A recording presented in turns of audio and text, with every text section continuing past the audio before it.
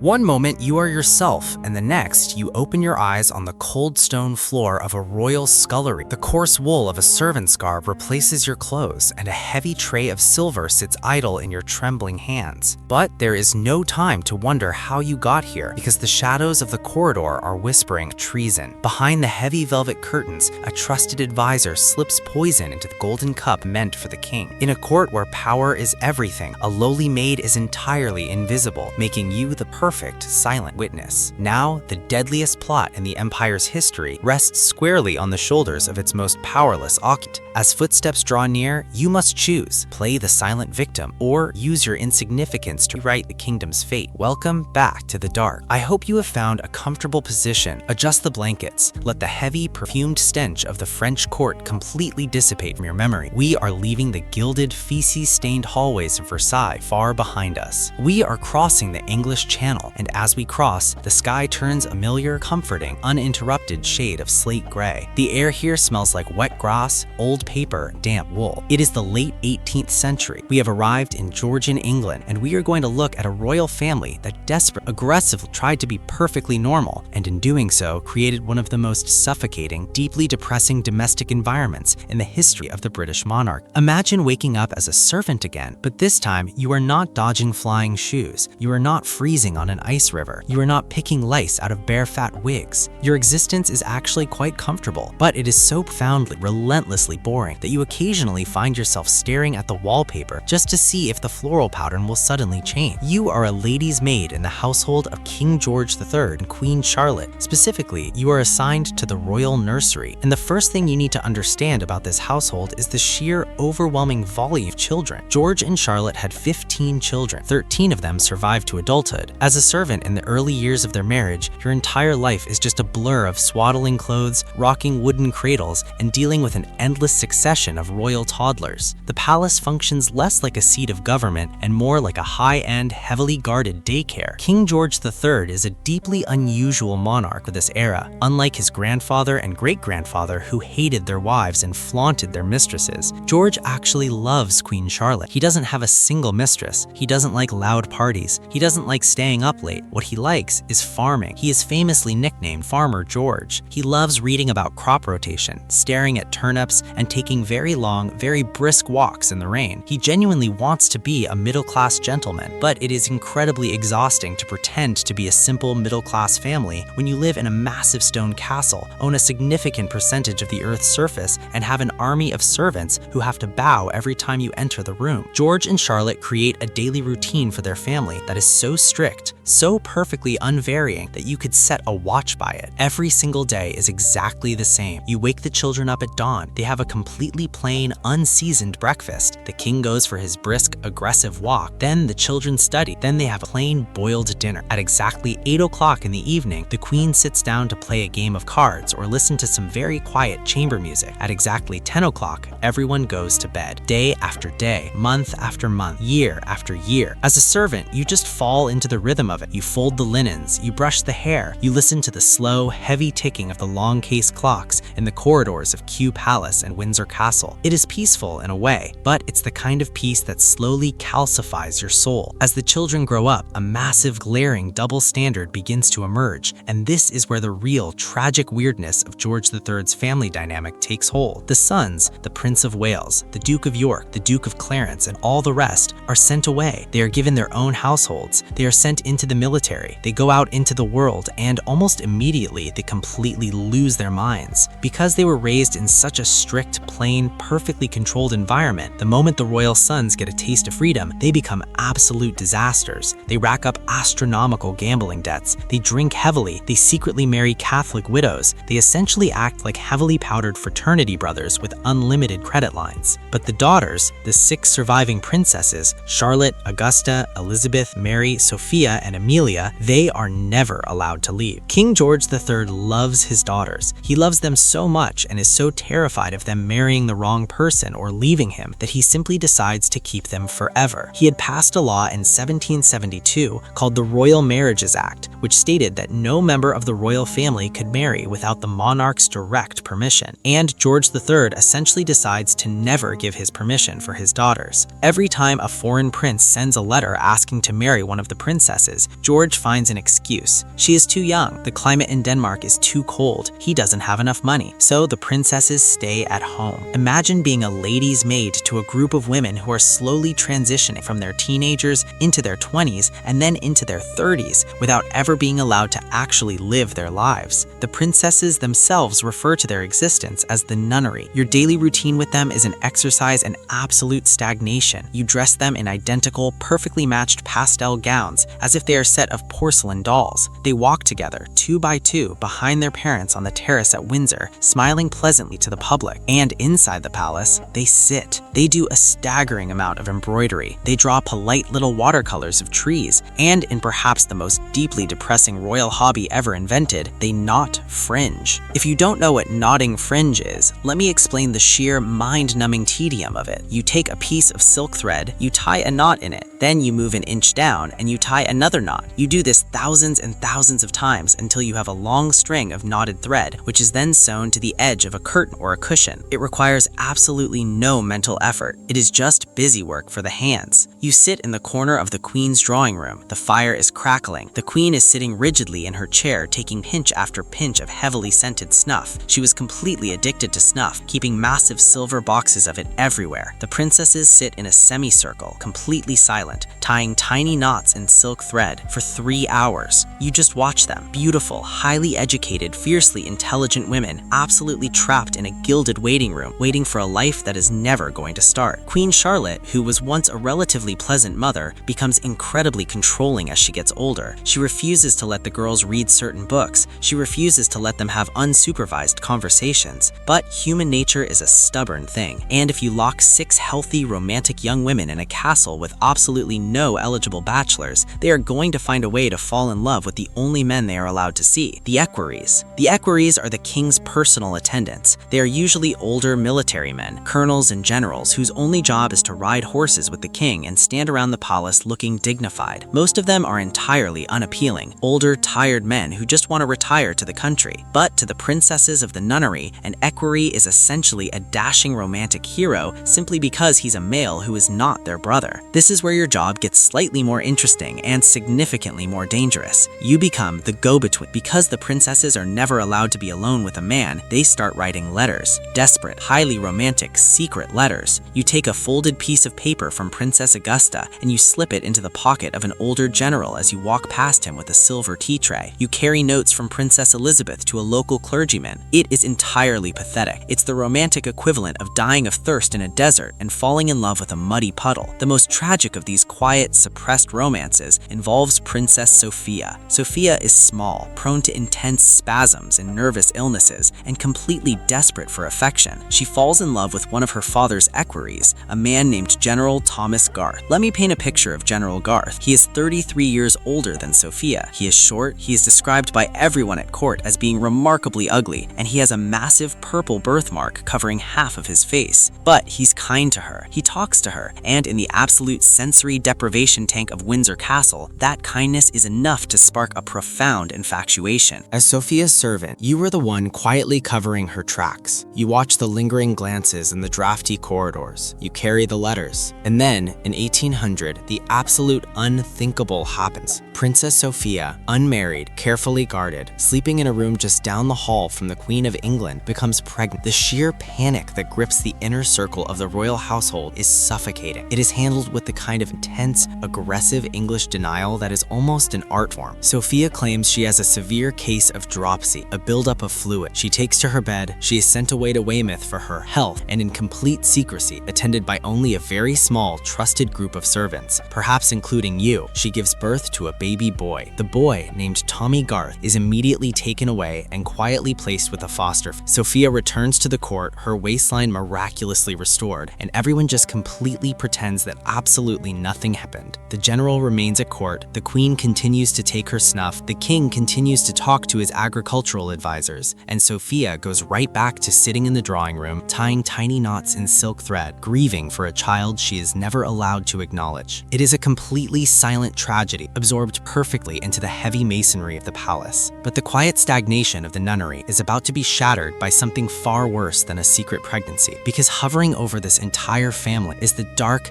terrifying, completely unpredictable cloud, King George's mental illness. It first happens in 1788. You were there for it, and it is the moment the boring, predictable routine of the royal household completely collapses into a gothic nightmare. It starts with physical symptoms. The king gets terrible stomach cramps. His urine turns a dark purplish red color, and then his mind just completely unspools. He starts talking, and he doesn't stop. He talks for 14, 16, sometimes 20 hours straight until the foam literally gathers at the corners of his mouth and his voice is reduced to a raw, hoarse croak. He talks about people who have been dead for years. He hallucinates. He becomes violent, trying to grab the queen and pin her against the wall. Imagine the terror of this environment. You are a servant in a house where the absolute ruler of the empire is wandering the halls in his nightshirt, completely untethered from reality. Queen Charlotte is absolutely traumatized. She had spent decades relying on her husband to be the stable, predictable center of her universe. When he loses his mind, she is so frightened of him that her hair literally turns white over the course of a few months. And because she is terrified, she clings to her daughters with a death grip. She refuses to be left alone. She moves the princesses into her own bedroom. They all have to sleep in the same room with the queen, door locked, listening to the muffled, endless ranting of their father echoing down the freezing corridors of Coup Palace. The doctors are called in. The medical treatments of the late 1700s are essentially just legalized torture. They believe the king's madness is caused by evil humors in his brain. So you watch as the King of England is strapped into a wooden restraining chair. You watch the doctors apply blistering agents to his forehead and his legs to draw the bad heat out of his body. They bleed him. They give him massive doses of James powder, which just makes him violently ill. It is completely barbaric, and the entire household is forced to just quietly endure it. The king eventually recovers from this first bout of illness, but the damage to the family dynamic is permanent. The queen is forever changed. She goes from being strict to being entirely tyrannical. She isolates the family even further. She watches her daughters like a hawk, paranoid that they too might suddenly lose their minds. The years bleed into a new century. The 1700s become the 1800s. The Prince of Wales is outliving his wildly excessive life, building the Brighton Pavilion, an absurd, massive Indian-style palace by the sea, filled with dragons and palm trees and mountains of roasted meat. And his sisters are still sitting in Windsor, nodding French. They are now in their late 40s and 50s. They are middle-aged women, still being treated like children. The atmosphere in the palace is incredibly heavy. The king's eyesight begins to fail. He develops cataracts. He is going blind and he is going deaf. And then comes the final, completely devastating blow. The youngest daughter, Princess Amelia, has always been the king's favorite. She is the baby of the family. She is pretty, delicate, and, like the rest of her sisters, desperately unhappy. She too falls in love with an older equerry, Charles Fitzroy. She begs her father to let her marry him, and as always, the answer is a gentle but firm no. In 1810, Amelia gets very sick. It is tuberculosis paired with a completely agonizing case of erysipelas, a bacterial skin infection. She is 27 years old. You are assigned to the sick room. The slow, quiet ticking of the clock is replaced by the ragged, painful breathing of the dying princess. The king, who is now almost completely blind, comes into her room every single day to sit by her bed. He cannot see her face clearly, so he just reaches out and holds her hand, completely devastated that his favorite child is slipping away. Amelia knows she is dying, and she knows exactly what her death will do to her father's fragile mental state. She gives an order to the royal jewelers to make a mourning. It is a simple band of gold covered in black enamel with a small glass compartment containing a lock of her own hair. Inlaid in small diamonds is a simple inscription, "Remember me." When the king comes to visit her for the final time, Amelia reaches out and slides the ring onto his finger. The king bursts into tears. It is the final emotional break. The absolute crushing weight of losing his daughter simply snaps the remaining threads of his sanity. Amelia dies quietly in her bed. You are the one who closes her eyes. You fold her hands. You draw the heavy velvet curtains across the windows of Windsor. And down the hall, the King of England descends into a darkness from which he will never, ever return. This is the beginning of the Regency era. The Prince of Wales finally gets what he wants. He takes over the power of the throne as Prince Regent. He immediately throws a massive, completely tone-deaf party for 3,000 people while his sister is barely cold in her grave and his father is locked in a padded room. Because the betrayal of this family isn't about assassinations or ice palaces. It is about the complete, fundamental failure of emotional support. Let's talk about the king's final years and your final duties in this incredibly sad, quiet household. King George III is moved to a suite of rooms on the north side of Windsor Castle. The doors are locked, the windows are barred. He is completely blind. He is almost completely deaf. He lives in a world entirely entirely of his own construction. He believes he is dead and that he is an angel. He speaks to ministers who died 20 years ago.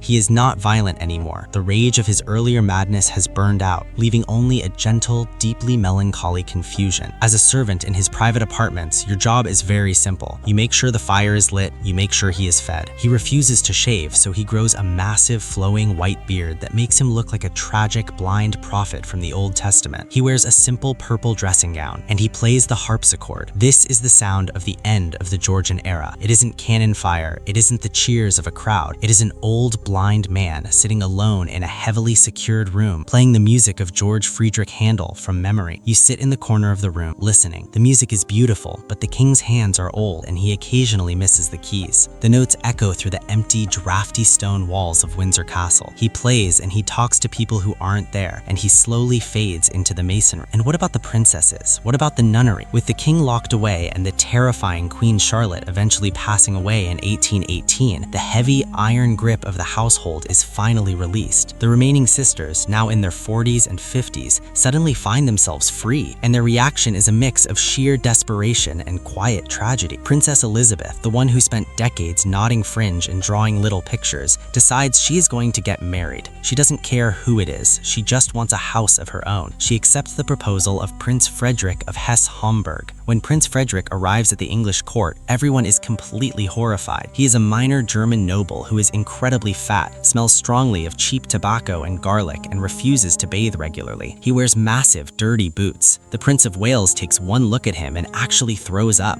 But Elizabeth doesn't care. She looks at this garlic-smelling, unwashed German prince and sees an absolute hero because he represents the one thing she has wanted her entire life, an exit door. She marries him, she packs her trunks, and she leaves Windsor Castle forever, happily moving to a tiny, obscure German principality just to escape the crushing boredom of her childhood bedroom. The other sisters have varying degrees of quiet, sad retirements. They buy little houses, they collect porcelain, they live out their final decades like wealthy, slightly eccentric spinsters, carrying the deep, permanent emotional scars of a life entirely unlived. And you are old now too. You have spent your entire life in the shadow of this massive, deeply dysfunctional family. You have swept the floors of Coup. You have carried the secret letters to ugly equerries. You have listened to the long case clocks tick away the best years of 6 brilliant women. You have watched a king go mad and a queen turn to stone. You take off your apron. You fold your heavy wool shawl. The harpsichord music from the North Wing finally stops. In 1820, King George III dies. After spending a decade completely lost in the dark, the castle is quiet now. The long, heavy shadow of Farmer George is finally lifting. Just let out a long, slow sigh. Let the damp English weather roll off your shoulders. The heavy velvet curtains of Windsor Castle are closed tight. The fires are burning down to soft red embers. There is no more fringe to knot. There are no more letters to hide. The absolute sleep-inducing monotony of the royal nursery is finally over. You can just drift. The ticking of the clocks slows down. The rain tops softly against the leaded glass windows. It is peaceful in the dark. But the sprawling, tragic legacy of royal families is never truly finished. The bloodlines just shift. The crowns are passed to slightly different, equally flawed heads. If we drift south, down to the warm, dusty climates of Portugal and Brazil, we will find a family fleeing across an ocean to escape Napoleon, carrying all of their intense, incredibly weird dynastic baggage with them on heavily overloaded ships. We will find queens who refuse to change their clothes, massive jewel collections, and the complete, chaotic collapse of an empire happening in slow motion under the tropical sun. But that is a journey for tomorrow, or perhaps for never if sleep finally claims you first. For now, just let the quiet darkness of the English countryside hold you. The royal ghosts have all gone to bed. The palaces are empty. Close your eyes. Let the story fade into a soft, formless hum. You have earned your rest. Let the rain of the English countryside slowly wash away. Let the gray, damp skies of Windsor Castle dissolve into the dark. I want you to imagine a complete change in the weather. Pull your blankets up, but let your mind drift south. We are leaving the cold, rigid etiquette of Northern Europe behind, and we are stepping into a climate that is warm, dusty and fundamentally chaotic. The air smells like salt water, overripe oranges, and a deep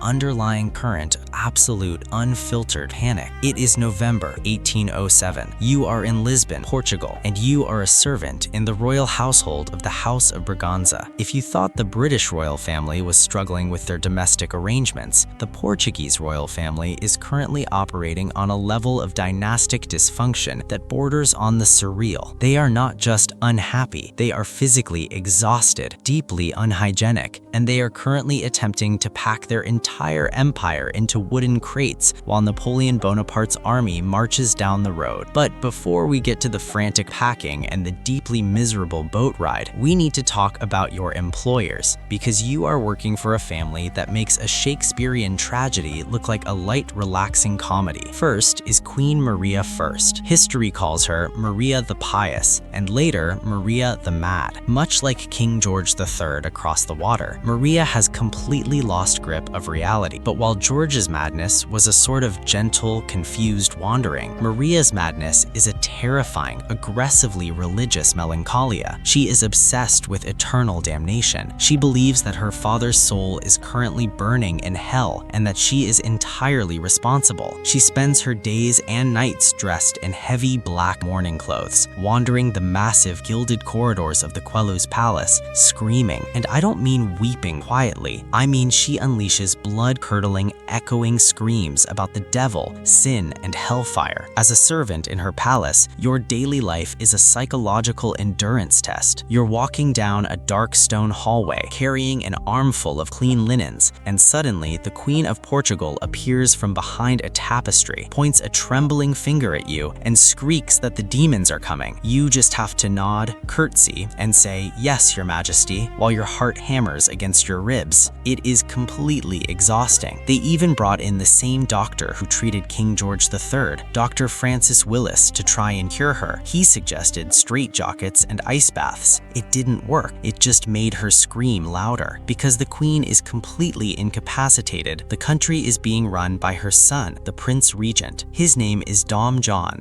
VI. Let's just take a long, slow look at Dom John, because he is one of the most uniquely uncharismatic, deeply anxious men ever to wear a crown. John is heavy-set. He has a massive, drooping jawline that makes the Habsburgs look subtly chiseled. He moves very slowly, he perspires constantly, and he is paralyzed by a profound, agonizing indecisiveness. He hates making choices. He hates confrontations. He essentially just wants to be left alone in a quiet room so he can indulge in his one true passion, eating chicken. And I do not mean he enjoys a nice roasted chicken for dinner. I mean Dom John has a compulsive, pathological need to constantly consume poultry. He wears heavy, oversized velvet coats with massive pockets sewn into the lining, and inside those pockets, his servants, meaning you, are required to place whole roasted chickens wrapped in cloth. As he waddles down the hallways of the palace, avoiding his screaming mother and avoiding his government ministers, he will periodically just reach into his pocket, pull out a cold, greasy chicken leg, and start gnawing on it. You are the chicken bearer. You spend hours in the sweltering Portuguese kitchens, making sure there is a constant supply of perfectly roasted, lightly salted birds ready to be stuffed into the Prince Regent's coat. You're constantly wiping grease off the velvet upholstery of the palace furniture. It is completely absurd, but it gets worse because Dom John is married. His wife is Princess Carlota Joaquina of Spain. She is a Spanish Bourbon, and she is a woman composed entirely of pure, concentrated malice. Carlota is short, she is notoriously unattractive, and she possesses an ambition that is absolutely terrifying. She hates Portugal, she hates the Portuguese people, and above all, she absolutely despises her husband, the chicken-eating Prince Regent. Their marriage is not a cold, polite separation. It is an active, open state of war. Carlota openly plots to overthrow Dom John and take the throne for herself. She surrounds herself with a faction loyal, heavily armed Spanish nobles. Dom John is so terrified of his own wife that he refuses to live in the same building as her. They live in completely different palaces, only meeting for heavily guarded state functions, during which they stand as far apart as physically possible and glare at each other. So, this is the court you are serving. A screaming, mad queen, a heavily perspiring police